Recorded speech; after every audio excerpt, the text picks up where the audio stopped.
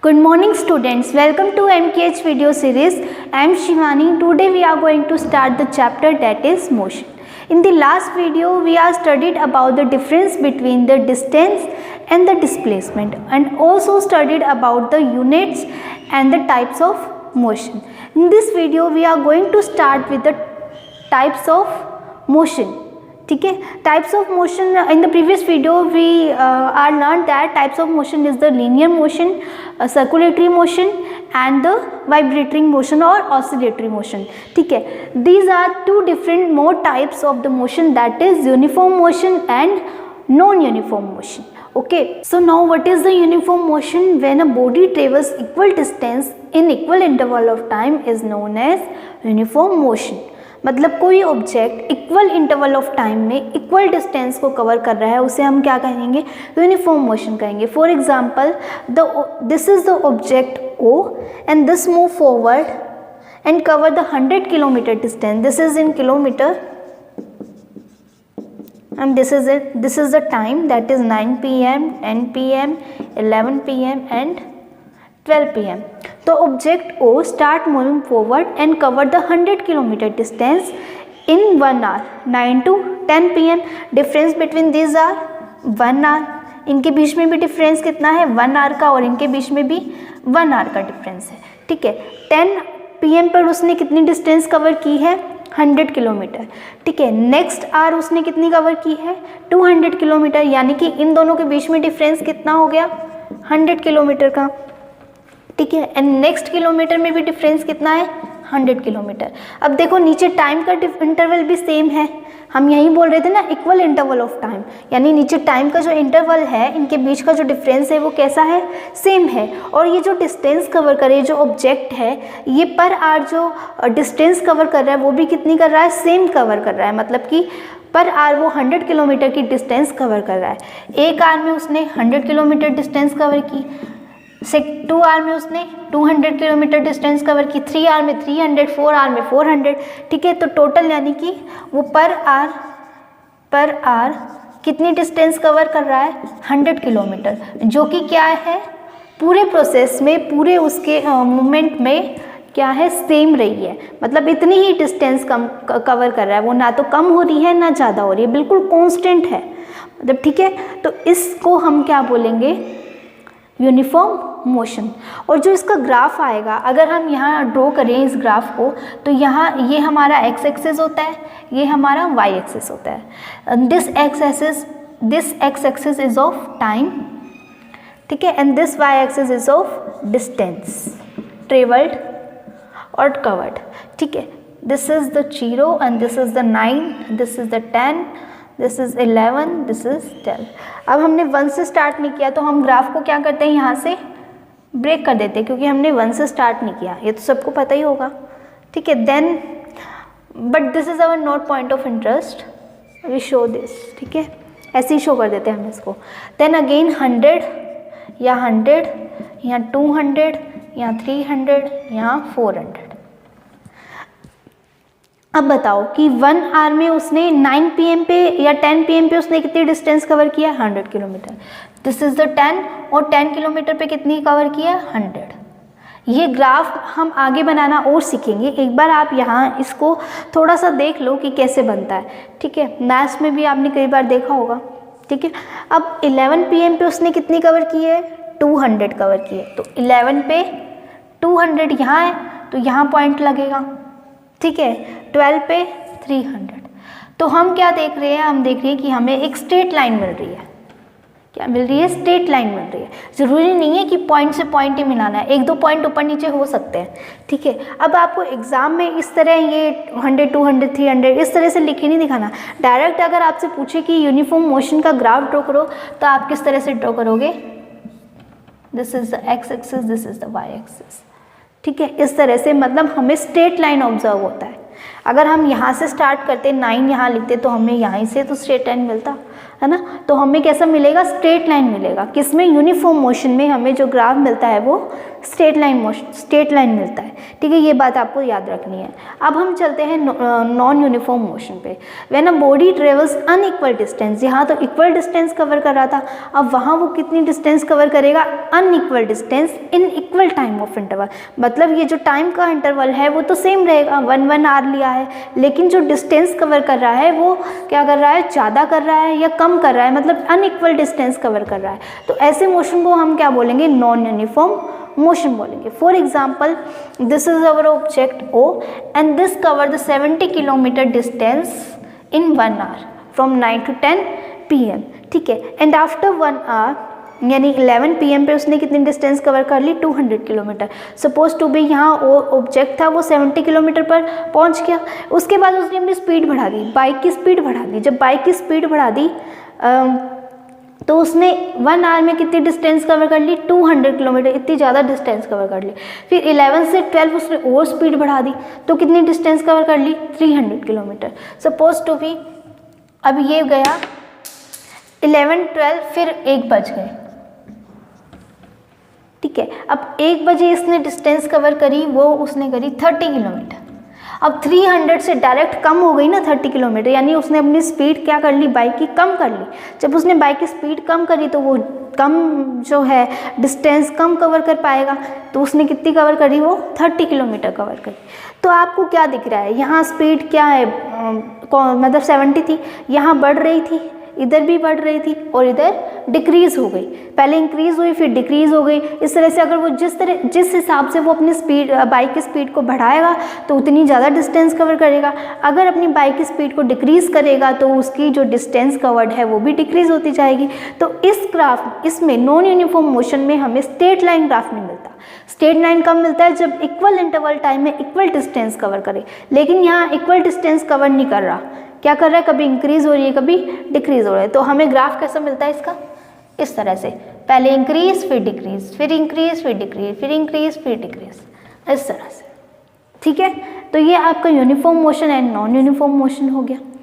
तो अब मैं आपको जो आगे टॉपिक्स पढ़ाऊंगी उसमें मैं कुछ सिंबल्स यूज़ करूँगी, तो उससे पहले आपको पता होना चाहिए किसका क्या सिंबल है, किसका क्या है। तो ये आप अलग से नोट कर लीजिएगा कि डिस्टेंस को शो करते हैं by S, initial velocity is represented by the U and the final velocity is represented by the V, time is represented by the small t, temperature is represented by the capital T and the time is represented by the small t। ये बात हमेशा याद रखना, ठीक है। acceleration is represented by the small a, speed और velocity को हम शो करते हैं v से। and but there is a lot of difference between the speed and velocity and what are they, our next topic is this। मतलब हमारा जो next topic है वो यही है कि स्पीड और वेलोसिटी में डिफरेंस क्या है, लेकिन दोनों का सिंबल है वो सेम होता है, क्या होता है, v, ठीक है। और यहाँ मैंने इनिशियल वेलोसिटी को लिखा है u से, फाइनल वेलोसिटी को शो किया है v से। ये इनिशियल वेलोसिटी और फाइनल वेलोसिटी क्या होती है ये भी हम देखेंगे, ठीक है। So let's start with the speed and velocity. What is the speed and what is the velocity? First we are coming to the speed. The distance traveled by a body per unit time is known as speed। क्या बोल रहे हैं हम, कोई भी distance, कोई body है वो डिस्टेंस कवर कर रही है गिवन टाइम में, उसको हम क्या बोलेंगे, स्पीड बोलेंगे, ठीक है।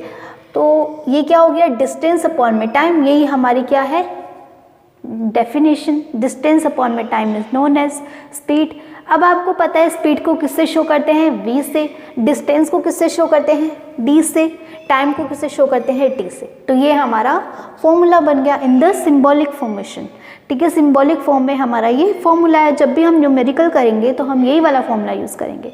इसमें लैंग्वेज में निकलने लग जाएंगे तो बहुत टाइम लग जाएगा, इसलिए सिंबॉलिक रिप्रेजेंटेशन बेस्ट रिप्रेजेंटेशन है, ठीक है। It is the scalar quantity.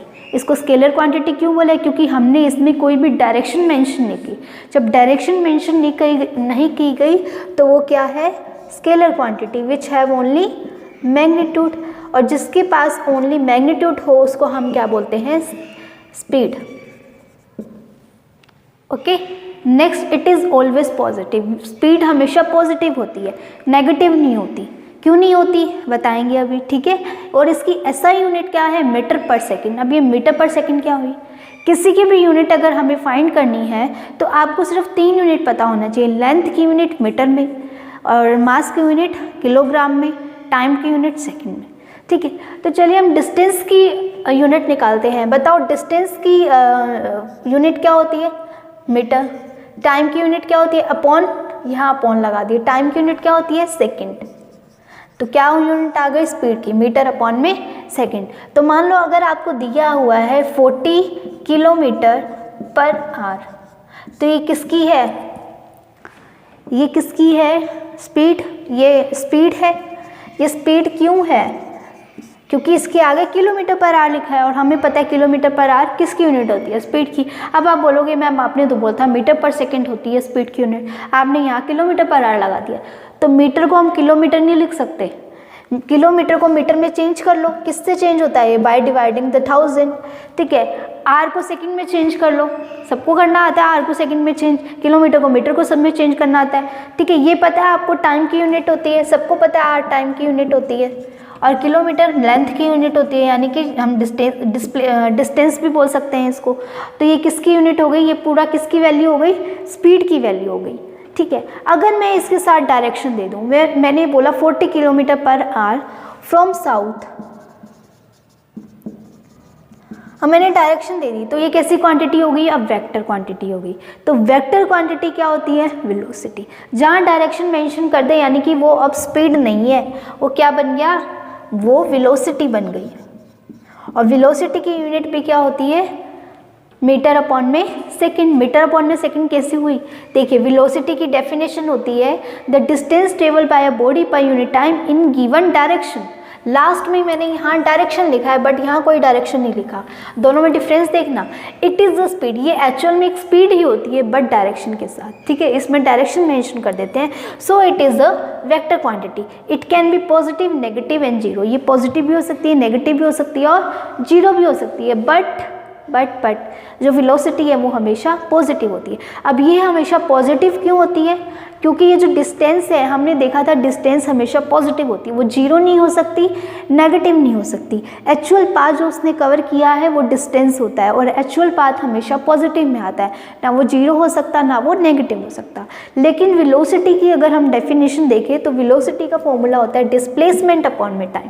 क्योंकि डिस्प्लेसमेंट एक वेक्टर क्वांटिटी है इसलिए वेलोसिटी भी एक वेक्टर क्वांटिटी होगी। और वेलोसिटी वेक्टर क्वांटिटी क्यों होगी, इसका एक और रीज़न क्या था, क्योंकि इसके साथ डायरेक्शन मेंशन की गई है इसलिए ये एक वेक्टर क्वांटिटी है। तो डिस्प्लेसमेंट को किससे शो करते हैं, एस से। टाइम को किससे शो करते हैं, टी से।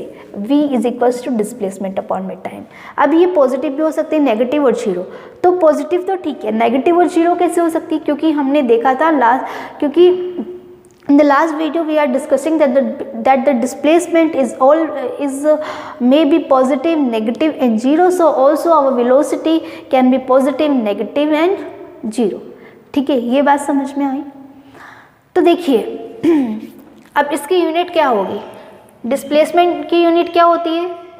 In the previous lecture we are discussing about the unit of the displacement and the distance. The unit of the displacement is the meter and the unit of the time is the second. So unit of the speed and the velocity is same and difference कहाँ है, बस यहाँ displacement लेते हैं और यहाँ distance लेते हैं। ये एक वेक्टर क्वांटिटी है, this is a scalar quantity, ठीक है। It can be positive, negative and zero and this can only be positive, ठीक है। इसके अलावा मैंने यहाँ एक ब्रैकेट में लिखा है ऑटोमोबाइल हैज़ फिटेड डिवाइस। जो ऑटोमोबाइल्स है जैसे कार एंड मोटरसाइकिल, स्कूटर, उन सब के आगे एक डिवाइस लगा रहता है, ठीक है। वो डिवाइस में क्या शो होती है, जितनी भी हमने डिस्टेंस कवर ले ली, जब से हमने बाइक खरीदी है तब से लेकर अब तक हमने जितनी भी डिस्टेंस कवर की है वो उस डिस्टेंस को शो करता है, ठीक है। तो वो डिस्टेंस को शो करने वाला जो डिवाइस होता है उसको हम क्या बोलते हैं, ऑटोमीटर बोलते हैं, ठीक है। Automobile has fitted device which show distance cover, it is known as odometer. Okay, so before going to the numericals we have to understand the conversion.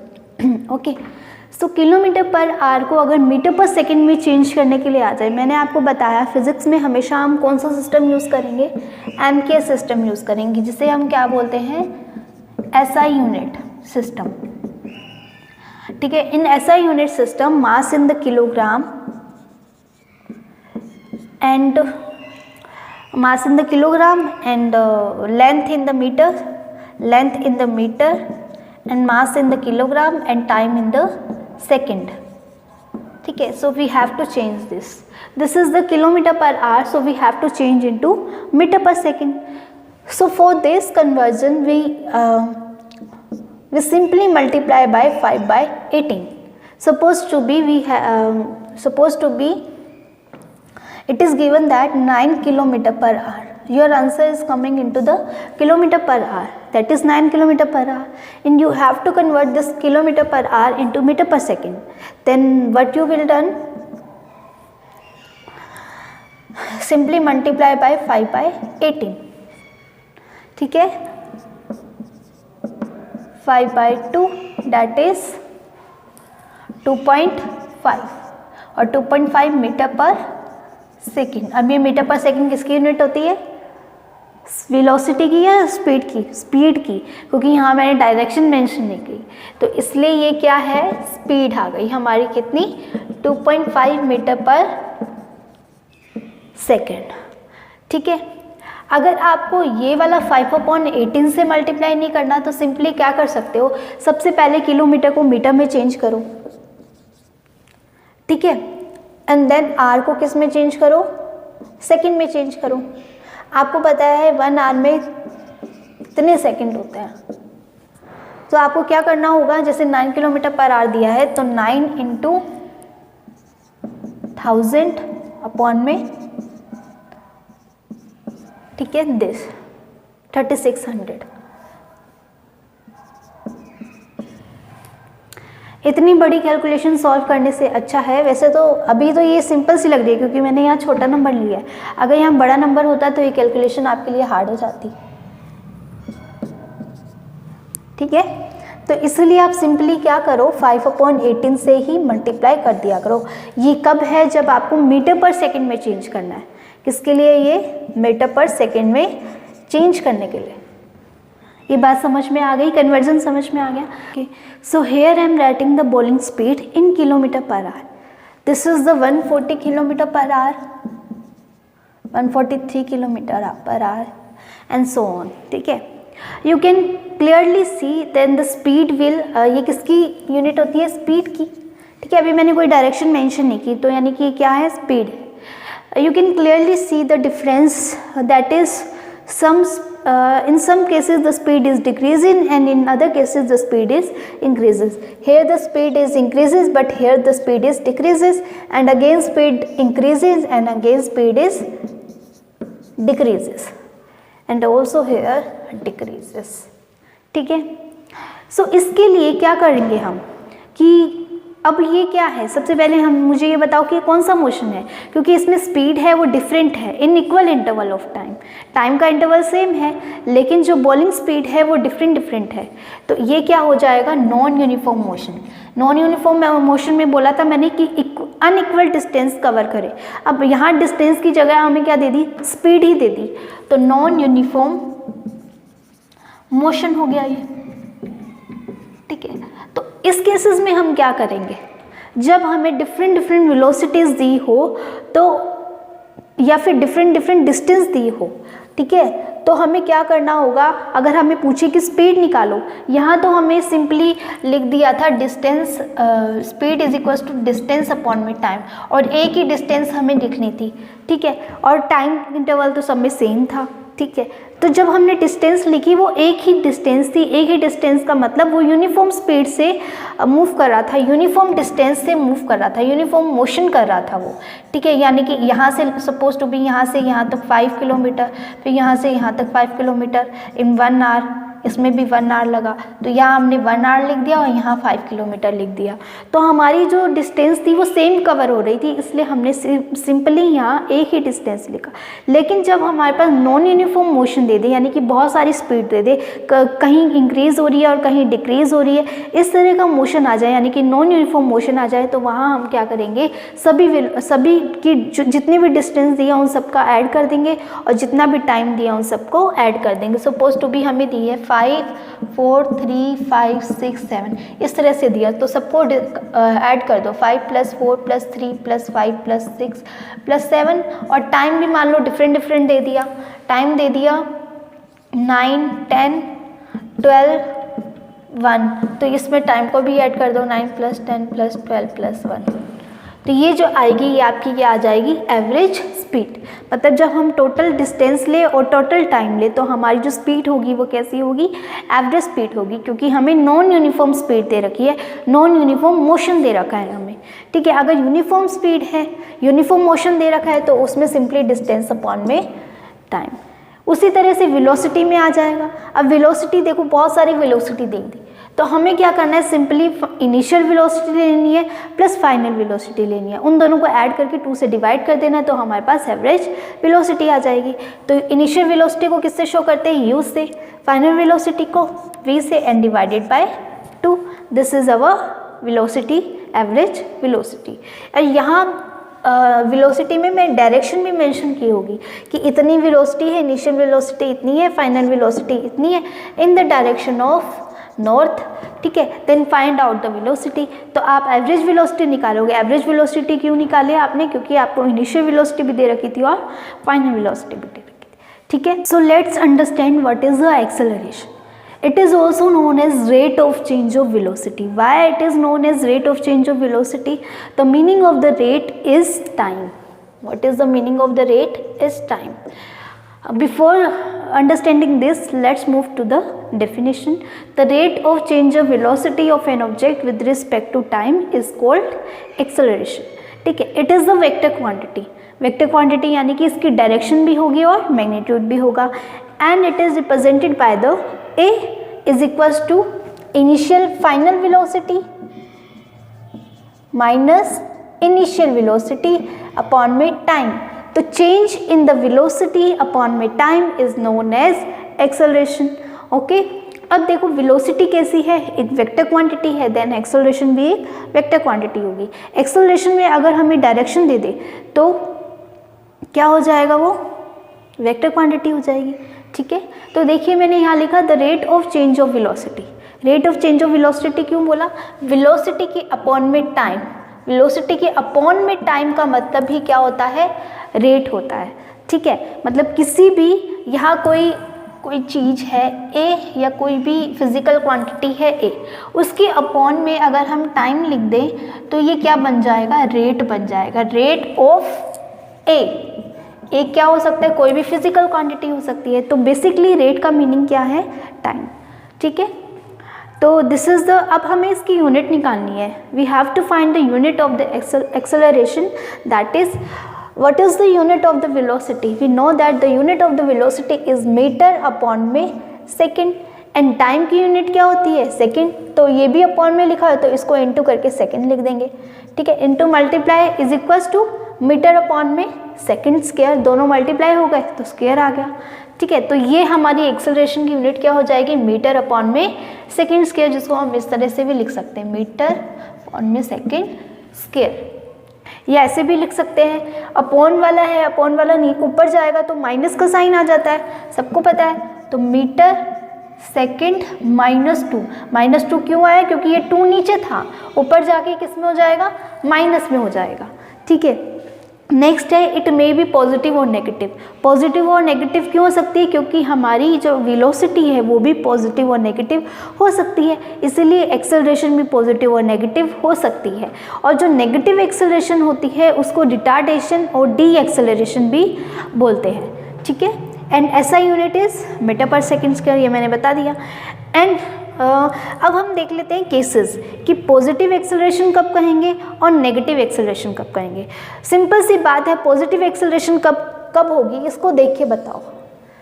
जब हमारी final velocity when our final velocity is greater than the initial velocity, then the acceleration becomes positive. For example, हमें final velocity दी है 50 and initial velocity दी है 20. When we put into this formula, we have answer 6 meter per second square, and this is the positive answer. So हमने क्या देखा, when the initial velocity is lower than the final velocity is when the initial velocity, उल्टा लिख दिया ना, when the initial velocity has higher value, नहीं सही लिखा है, इनिशियल वेलोसिटी लोअर देन, जब अगर इनिशियल वेलोसिटी है वो लोअर होगी फाइनल वेलोसिटी से तो उसको हम क्या बोलेंगे, पॉजिटिव एक्सेलरेशन बोलेंगे। नेगेटिव एक्सेलरेशन में जस्ट इसका रिवर्स हो जाएगा। कैसे, जब इनिशियल वेलोसिटी ग्रेटर हो जाएगी किससे, फाइनल वेलोसिटी से। अब ये चीज़ ग्रेटर होगी और जो चीज़ ग्रेटर होती है उसी का साइन आता है, और इसके आगे कौन सा साइन लगा हुआ है, नेगेटिव साइन लगा हुआ है, तो यहाँ हमारी एक्सेलरेशन में कैसे आएगी, नेगेटिव। फॉर एग्जाम्पल हमारे पास इनिशियल वेलोसिटी दी हुई है 100 एंड फाइनल वेलोसिटी है 60, ये फाइनल है और ये इनिशियल है, तो दोनों को माइनस किया तो -10 आंसर आया। ठीक है, तो this is the D acceleration और रिटार्डेशन। ठीक है, ये बात समझ में आ गई। देन आपको रेट भी पता चल गया इजीली क्या होता है। Then let's move toward the numericals of the acceleration. This is the question, the odometer of a car reads 2000 kilometre at the start of the trip. If trip took 8 hours, calculate the average speed of the car in kilometer per hour and meter per second.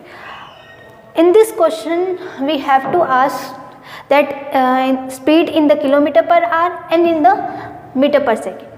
Okay? So हमें क्या करना है, सबसे पहले जो भी given है उन सबको लिख लो। गिवन क्या क्या है, गिवन हमें डिस्टेंस दे रखी है, इनिशियल डिस्टेंस दे रखी है 2000 किलोमीटर इनिशियल है। The odometer of a car is 2000 kilometre the start of the trip. If the trip takes, हाँ सिर्फ 2000 किलोमीटर दे रखा है, 2000 किलोमीटर। ठीक है, इसके आगे ना क्वेश्चन ये इनकम्प्लीट है, इसको कंप्लीट कर लो। If the odometer of the car reads 2000 kilometre at the start of the trip and 400 kilometre at the end of the trip, at the end of trip मतलब ट्रिप की starting में odometer ने 2000 kilometre reading note की और trip के and में उसने 2400 kilometre की रीडिंग नोट की। तो ये आपका ओडोमीटर का वो पूरी लाइन है।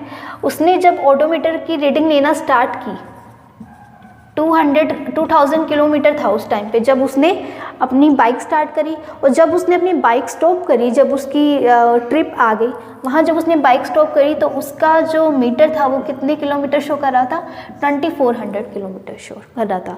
तो अब बताओ इन दोनों के बीच में डिफरेंस कैसे क्या हुआ। हमें पता है डिस्टेंस कैसे निकालते हैं, इन दोनों के बीच का डिफरेंस होता है। जैसे मैंने स्टार्टिंग में यहाँ 0 लिखा था और यहाँ 100 लिखा था, तो 100 - 0 कितना आया था, 100 है ना। ऐसी तो निकाली थी डिस्टेंस, तो हम इसमें भी कैसे निकालेंगे, 2400 - 2000 गिवन 2000 किलोमीटर इनिशियल डिस्टेंस। सबसे पहले जो गिवन है वो लिख रही हूँ मैं, ठीक है। 2400 किलोमीटर फाइनल डिस्टेंस, ठीक है।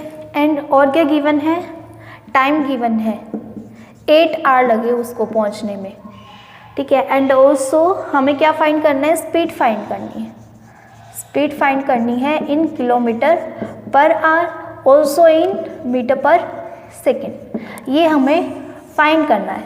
अब हमें ये गिवन है तो स्पीड फाइंड करना है, तो स्पीड का फॉर्मूला क्या होता है, v = डिस्टेंस अपॉन में टाइम, ठीक है। इन दोनों के बीच की डिफरेंस क्या आएगी, 400 आ रही थी, ठीक है। यहाँ से 400 किलोमीटर आ गई, 400 किलोमीटर। टाइम क्या है, 8 आवर। जब भी आप ये न्यूमेरिकल वैल्यू लिख रहे हो ना, इसके आगे यूनिट जरूर लिख लेना। यूनिट लिखने का ये फ़ायदा रहेगा कि आपको पता चल जाएगा कि आपका आंसर किस में आ रहा है, ठीक है। तो जब आप इसको कट आउट करोगे तो आंसर आएगा 50। तो ये आपके पास आ गया 50 किलोमीटर पर आवर। मैंने बोला था फिजिक्स में हमेशा यूनिट लिखनी है, ठीक है। अगर आप यहाँ यूनिट नहीं लिखते, 50 लिखते तो आपका मार्क्स कट जाता, ठीक है। आपको यूनिट लिखनी है। 50 किलोमीटर पर आवर आपका आंसर आ गया। अब मैंने बोला था आपको SI यूनिट हमेशा SI सिस्टम फॉलो करना है, तो यहाँ भी उन्होंने पूछ ही लिया मीटर पर सेकंड में, नहीं पूछे तो भी आपको कन्वर्ट करना है, ठीक है। अब इसको कन्वर्ट करने के लिए मैंने आपको 2 मेथड बताए थे। जो बेस्ट मेथड मैंने बोला था कि सिंपली इसको 5/18 से मल्टीप्लाई कर लेना। आंसर कितना आ जाएगा, 13.9 समथिंग कुछ आंसर आ जाएगा इसका, ठीक है। और ये किस में आएगा, मीटर पर सेकंड में। तो ये हमारा मीटर पर सेकंड में आ गया और ये किलोमीटर पर आवर में आ गया। तो ये आपका क्वेश्चन हो गया सोल्व। तो one next question is Usha swims in a 90 metre long pool, she covers 180 metre in 1 minute. उसने कितने मीटर कवर किया है, 180।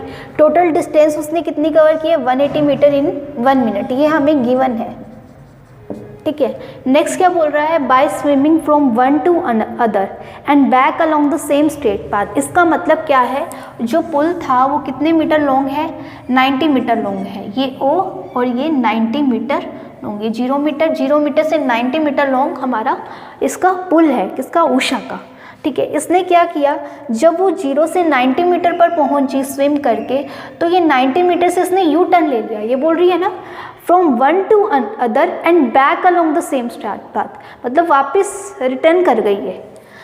तो यानी कि ये वापस मुड़ गई और मुड़ने के बाद फिर से यही वाला डिस्टेंस कवर करेगी, ठीक है। तो टोटल इसने कितना डिस्टेंस कवर किया, हमने डिस्टेंस में पढ़ा था कि अगर ये वापस यहाँ तक आ रही है, यहाँ से वापस इस पॉइंट पे आ रही है, तो टोटल डिस्टेंस कितनी हो जाएगी, 90 + 90 इज इक्वल्स टू 180 मीटर।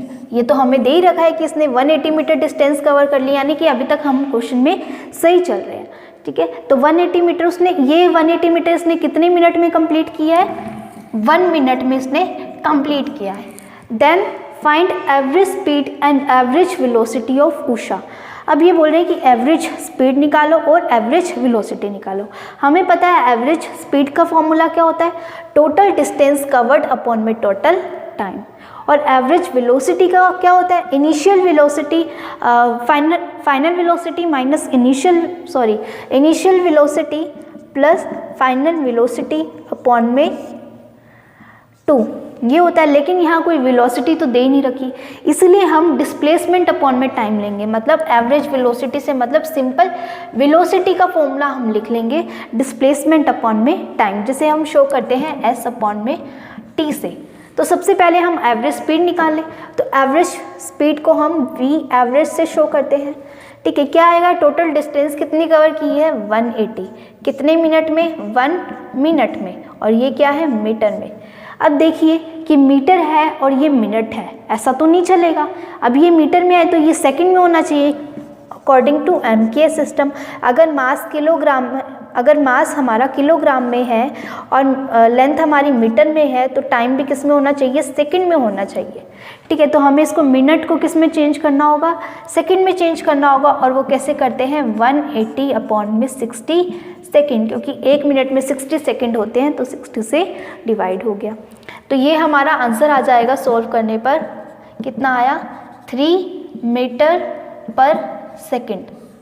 ये हमारी एवरेज स्पीड आ गई। अब हमें निकालनी है एवरेज वेलोसिटी। एवरेज वेलोसिटी निकालने के लिए हमें डिस्प्लेसमेंट पता होनी चाहिए। बताओ यहाँ से यहाँ तक में कितनी डिस्प्लेसमेंट हुई है। डिस्प्लेसमेंट क्या थी, शॉर्टेस्ट डिस्टेंस कवर्ड और the difference between the initial minus final distance. बताओ इनिशियल पोजीशन क्या है इसकी, ये वाली, ठीक है, एंड फाइनल पोजीशन भी यही वाली है। तो टोटल डिस्प्लेसमेंट कितनी हो गई, 0 माइनस 0 इज इक्वल्स टू 0। तो ये हमारी डिस्प्लेसमेंट आ गई। तो हम यहाँ डिस्प्लेसमेंट की जगह 0 मीटर लिखेंगे। टाइम कितना है, 1 मिनट का, और 0 अपॉन में 1 क्या होता है, 0 होता है। 0 मीटर पर सेकेंड आ गई, ठीक है। तो एवरेज वेलोसिटी तो इसकी 0 मीटर पर सेकेंड आई और average speed 3 metre per second आ गई। तो ये आपका क्वेश्चन सॉल्व हो गया। This is your homework, page number 102, question number 5 is your homework. जो हमने अभी क्वेश्चन किए उसी के बेसिस पर है ये क्वेश्चन, आपको इजीली हो जाएगा, आपसे ट्राई करके देखना, ठीक है। Our next question is example number 8.4। Question बहुत बड़ा था इसलिए मैंने पूरा क्वेश्चन नहीं लिखा, मैं आपको एक्सप्लेन कर देती हूँ। उस क्वेश्चन में क्या बोल रहा है, एक पर्सन है वो बाईसाइकिल चला रहा है, ठीक है, बाईसाइकिल चलाने पर उसकी इनिशियल वेलोसिटी तो 0 थी। स्टार्टिंग फ्रॉम स्टेशनरी पोजीशन का मतलब क्या है, उसने स्टेशनरी पोजीशन से स्टार्ट किया। स्टेशनरी पोजीशन यानी कि रेस्ट पोजीशन से स्टार्ट किया। रेस्ट पोजीशन में कोई भी चीज़ क्या होती है, मतलब स्टेबल होती है। स्टेबल यानी कि उसकी जो इनिशियल वेलोसिटी होती है 0 होती है, तो उसकी इनिशियल वेलोसिटी कैसी हो गई, 0। और इनिशियल वेलोसिटी को किससे रिप्रेजेंट करते हैं, u से। जब उसने बाईसाइकिल चलानी स्टार्ट करी तो उसकी वेलोसिटी 6 मीटर पर सेकेंड हो गई। तो यानी कि फाइनल वेलोसिटी कितनी आ गई हमारे पास, 6 मीटर पर सेकेंड। और उसने टाइम दे दिया कि इतने सेकेंड में उसकी वेलोसिटी 6 मीटर पर सेकेंड हो गई। स्टेशनरी पोजीशन से जब उसने बाईसाइकिल चलानी स्टार्ट की तो उस 30 सेकेंड में उसकी वेलोसिटी 6 मीटर पर सेकेंड हो गई, ठीक है। तो हमें निकालना है, एक्सेलरेशन निकालनी है। 2 केस बोले हैं, फर्स्ट केस में भी उसने एक्सेलरेशन निकालने के लिए बोला है, सेकंड केस में भी उसने एक्सेलरेशन निकालने के लिए बोला है। तो फर्स्ट केस को हम सबसे पहले डिस्कस करते हैं। एक्सेलरेशन निकालनी है। एक्सेलरेशन का फॉर्मूला क्या होता है, final velocity minus initial velocity upon में टाइम।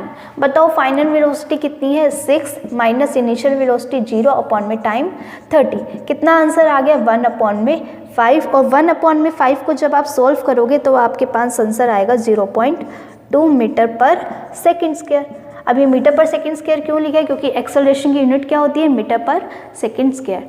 सेकेंड केस है, जब वो चल रहा था तो अचानक से उसने ब्रेक अप्लाई कर दी। ब्रेक अप्लाई करने के बाद उसकी इनिशियल वेलोसिटी, उसकी जो वेलोसिटी है वो 4 मीटर पर सेकेंड गिर गई, 4 मीटर पर सेकेंड डिक्रीज हो गई इन 5 सेकेंड, ठीक है। तो बताओ उसकी एक्सेलरेशन क्या हो गई। अब बताओ इसकी इनिशियल वेलोसिटी क्या हो गई, जब वो कांस्टेंट स्पीड से चल रहा था, कितनी स्पीड से चल रहा था, 6 मीटर पर सेकेंड से चल रहा था, तो उसकी इनिशियल वेलोसिटी तो ये हो जाएगी ना 6 मीटर पर सेकेंड। जब उसने ब्रेक अप्लाई कर दी, ब्रेक अप्लाई करने के बाद उसकी वेलोसिटी डिक्रीज हो गई, कितनी हो गई, 4 मीटर पर सेकेंड उसकी वेलोसिटी हो गई। तो ये हमारी क्या हो जाएगी, फाइनल वेलोसिटी हो जाएगी। और उसने टाइम भी दे दिया 5 सेकेंड, ठीक है। अब हमें एक्सेलरेशन निकालने की कोई प्रॉब्लम नहीं है, निकाल लो। फाइनल माइनस इनिशियल अपॉन में टाइम। तो फाइनल वेलोसिटी कितनी है 4, इनिशियल कितनी है 6, डिवाइडेड बाय टाइम। टाइम कितना है 5 सेकेंड। माइनस करो कितना आएगा, माइनस में एक्सेलरेशन आएगी। हमने बोला था एक्सेलरेशन माइनस हो सकती है। और नेगेटिव एक्सेलरेशन को हम क्या बोलते हैं, रिटार्डेशन और डी एक्सेलरेशन, ठीक है। और आपको ये भी पता चल गया कि नेगेटिव एक्सेलरेशन कब आती है, जब फाइनल वेलोसिटी इनिशियल वेलोसिटी ज़्यादा होती है फाइनल वेलोसिटी से। और ये कंडीशन कब आएगी, जब कभी हम ब्रेक लगाएंगे। जब भी हम ब्रेक लगाते हैं तो हमारी वेलोसिटी डिक्रीज होती है, हमारी फाइनल वेलोसिटी डिक्रीज होती है। डिक्रीज होने की वजह से जो एक्सेलरेशन होती है वो नेगेटिव हो जाती है। तो एक्सेलरेशन कब नेगेटिव आएगी, जब हम ब्रेक अप्लाई करेंगे, ठीक है। तो ये कितना आंसर आएगा इसका, -2/5। सॉल्व करोगे आंसर आ जाएगा, ठीक है। ये भी आ जाएगा मीटर पर सेकेंड स्क्वायर, ठीक है। 2/5 इसका आंसर आएगा -0.4 मीटर पर सेकेंड स्क्वायर। ये आपका क्वेश्चन सोल्व हो गया, ठीक है। I hope you clearly understand these questions, ठीक है। So further part of the video will be covered in the next video. Thank you so much for watching. Have a nice day.